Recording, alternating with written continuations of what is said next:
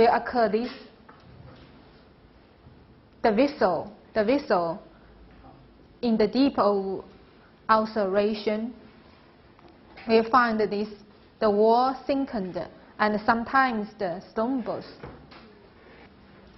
So here show you the duodenal. This is duodenal, the peptic ulcer of duodenal.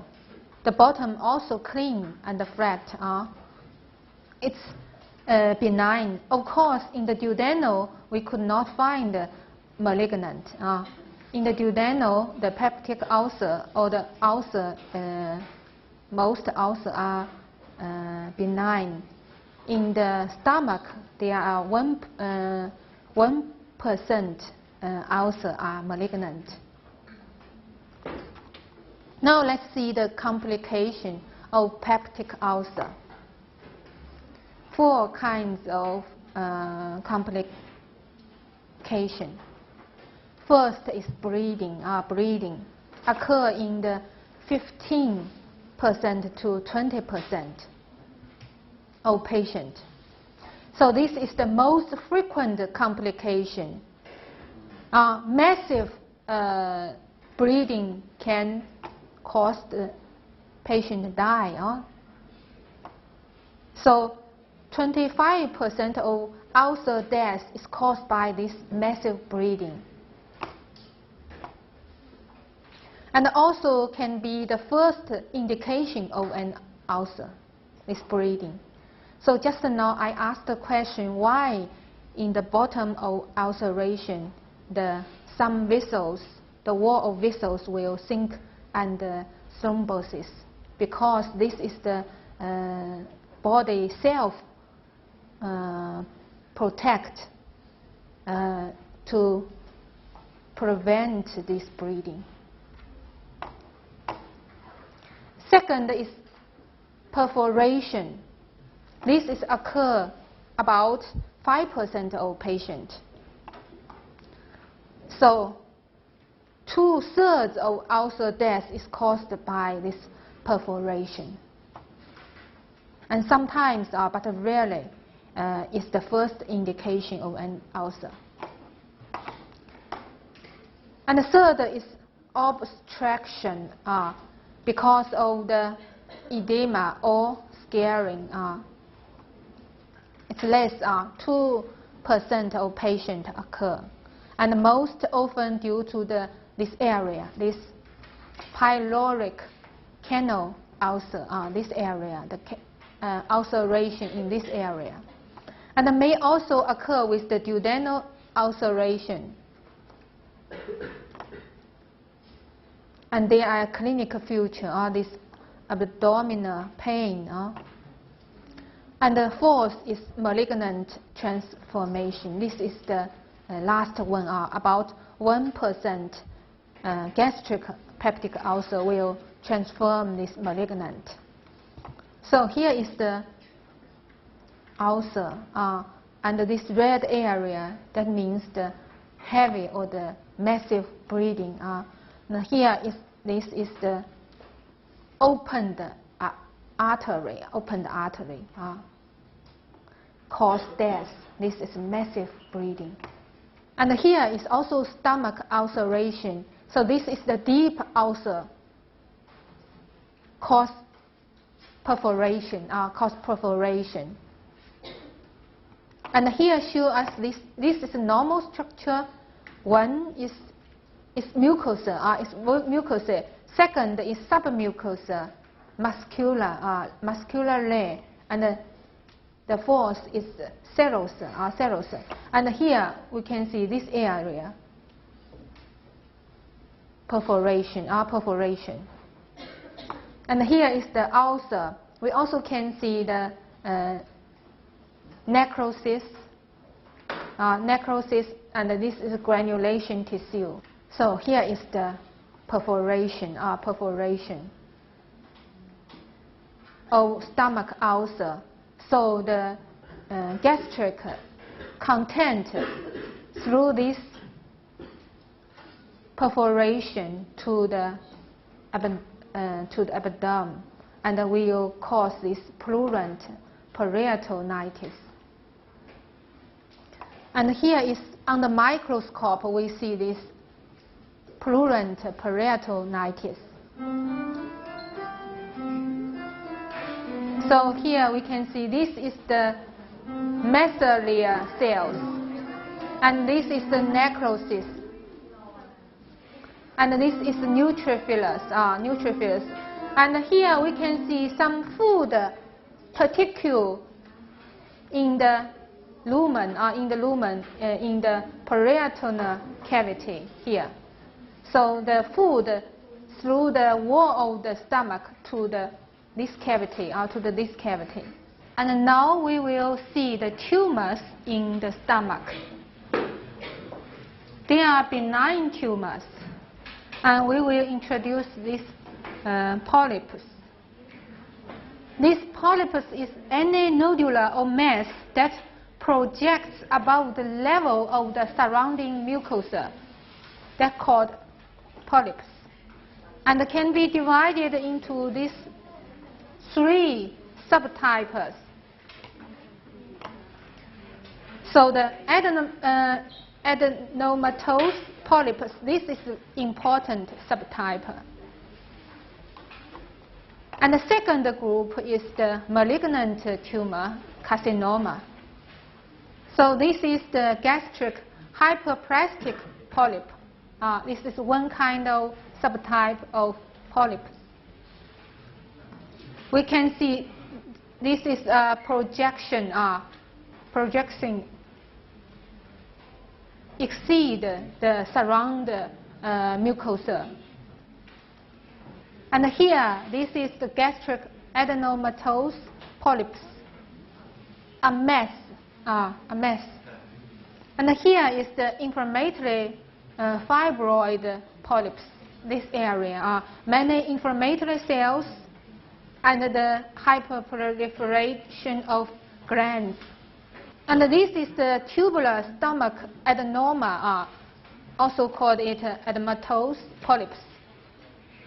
We can see this is project exceed the surrounding mucosa. It's a projection. This is a small mass small mass. This is the adematous polyp. So here we can see in the stomach, this is the normal stomach glands, the epithelia, the pulmonary cells. This is normal. But here is atypia, or the dysplastic tumor cells. We can see the cells, the layer of cells increase, and the nuclei enlarged. So this is the WHO classification of gastric tumor. Usually it's the epithelial tumor. We call it, for malignant is carcinoma, for benign is adenoma. So for adenocarcinoma, this is the main type of stomach malignant tumor. We can divide it into these subtypes. And for non-epithelial tumor, we can see this leiomyoma, also this GIST, corpus sarcoma. This is the benign and sarcoma malignant, and also including this malignant lymphoma. Epithelial tumor, adenoma or the adenocarcinoma, main part, and non-epithelial tumor, they are different subtypes. Today we'll learn this kind of carcinoma, mainly adenocarcinoma, and lymphoma, and carcinoids, and stroma tumor. And we can see in stomach, carcinoma is the main malignant tumor. The factors which associated with the gastric carcinoma will increase the incidence of gastric carcinoma, including these environmental factors. HP infection. And some is associated with the type of our food. And some, for example, smoked or the salted food, they are damaged, they are dangerous. The lack of fresh fruit and vegetables will increase the incidence of gastric carcinoma, and so on. This is the environment factor. So healthy live habit is important. And another factor comes from the host. If the people have this chronic gastritis, then the incidence of cancer also increase. The gastric adenocarcinoma also increase the incidence of carcinoma, the malignant carcinoma. And in the esophagus, in the gastric esophageal junction, is buried esophagus, also the risk factor. So this is the host factor. And from genetic factors, we say the slightly increased risk with blood group A. This blood type A is associated with the increasing incidence. Family history. If the one of the family member has this gastric carcinoma or the other organ carcinoma, then the children have more risk to get this gastric cancer. And another is is family syndrome, family gastric carcinoma syndrome, and so on. So there are many factors associated with gastric carcinoma. For the gastric carcinoma, can be divided into early gastric carcinoma. This is early stage when the lesion confined to the mucosa and the submucosa. In this area, this kind of gastric carcinoma we call the early gastric carcinoma. And regardless of the presence or absence of this lymph node metaplasis, we don't know this metastasis of lymph node. When the tumor limited to the mucosa and the submucosa, we think this is early gastric carcinoma. And the second type is advanced gastric carcinoma. So this tumor extends below the submucosa into the muscular wall, muscular layer, and perhaps spread more wider.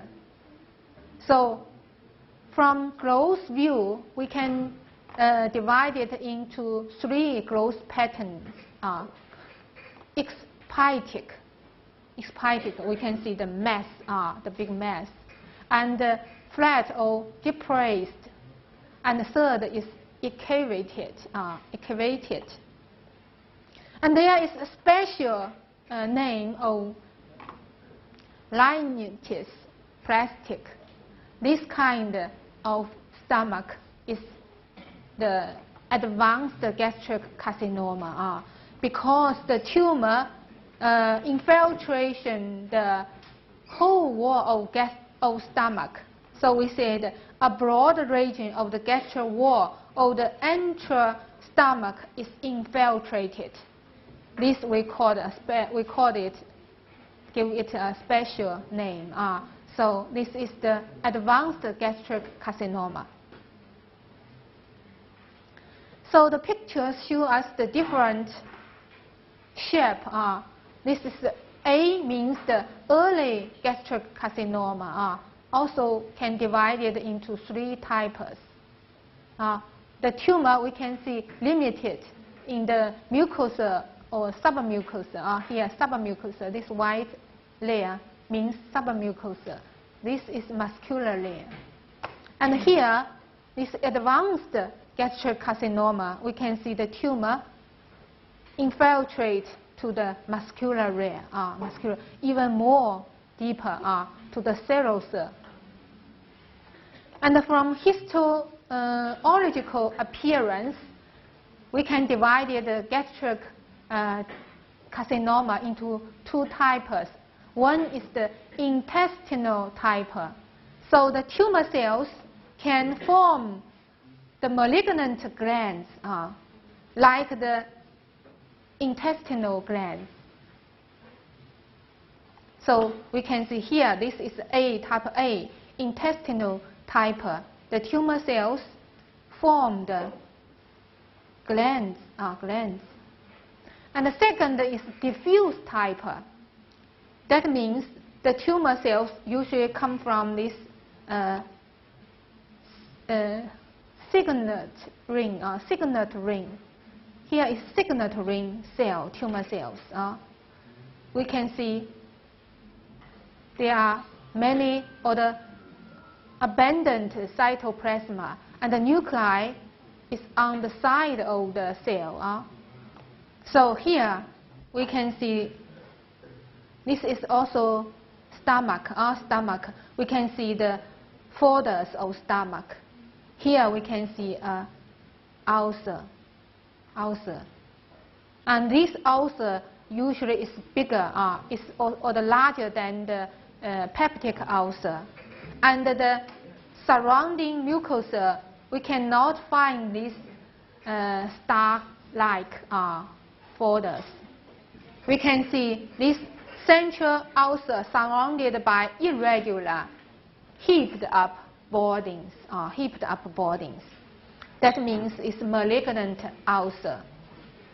So the differentiation or the difference between the malignant and benign ulcer, how to distinguish it? This is the one question, one homework for you to do it. How to distinguish the benign ulcer and the malignant ulcer. You can from the close view how to distinguish. And the second step is from the microscope how to detect, how to distinguish them. And here, this picture also shows us the diffuse type of gastric carcinoma. Here we can see this is the mucosa. This is the intact without tumor cells. This is the normal mucosa. So from here, from the lumen of the stomach, you cannot find any mass, cannot find the ulceration, just normal. But the tumor infiltrates this layer, this submucosa. This area, many tumor cells infiltration. Signet ring carcinoma, this signet ring cells, tumor cells. And these tumors usually infiltration from the submucosa to the serous, and the tumor will occur the early metastasis. And here, this is the cut section. This is the normal structure. We can see this is glands, submucosa, this white area, loose and white area, and the 3 is the muscular layer. This is normal. And here we can see the tumor, the mass. This mass we can see, here we can see the ulcer, malignant ulcer. This is the adenocarcinoma. On the cut section, on the cut surface, we can see the tumor cells, or the tumor looks like white area without clear borderline. The tumor cell infiltrate the muscular layer till this serous, this surface also involved with tumor cells. Here we do a slide of the tumor. We find here this is normal, and here is tumor. It's a mass, and here is the malignant ulceration. And this area we do this high magnification. We find this tumor, adenocarcinoma in the serous. So tumor from mucosa till serous, the whole wall involved. And here we can see this is a tumor. The tumor produces the mucin. So here is tumor cells. There are many mucin. The lack of mucin, we called it. So here, what kind of cell? Signet ring cell. Here we say signet ring cell swimming in the tumor mucosin. Here. This is the high magnification. We can see the tumor cells. So this is the different subtype of gastric carcinoma from gross view and from the microscopic view, different subtype. And now let's see the metastasis of gastric carcinoma. First, the carcinoma can directly infiltrate from the mucosa, submucosa, muscular layer, and the serous, directly infiltration. And also can, through this lymph node,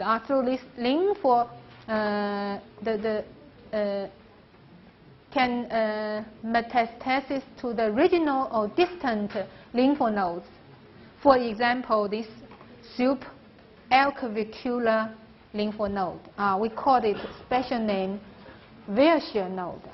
This is also always involved when this lymph node enlarged, and we should suspect whether is there any gastric carcinoma.